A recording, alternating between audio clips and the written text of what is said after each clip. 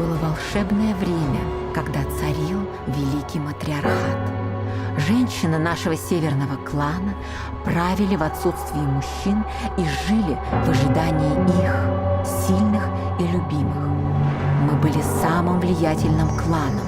Наши сейфы с деньгами и драгоценностями были зарыты в наших северных полях. Мы покупали самолеты, мы готовились к блестящей свадьбе моего сына-наследника. У нашего клана был лишний час, 13-й или 25-й, и все члены нашей семьи жили на час больше в сутках, чем все остальные люди. Мы были всесильны. У всех есть карандаши, записки, желания. Наши желания всегда исполнялись, и в один миг все изменилось.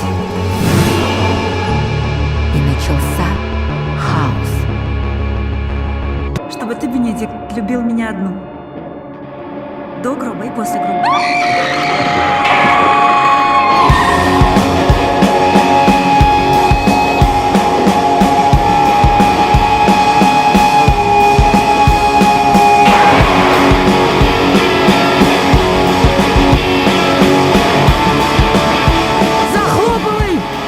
И стали гнить северные поля.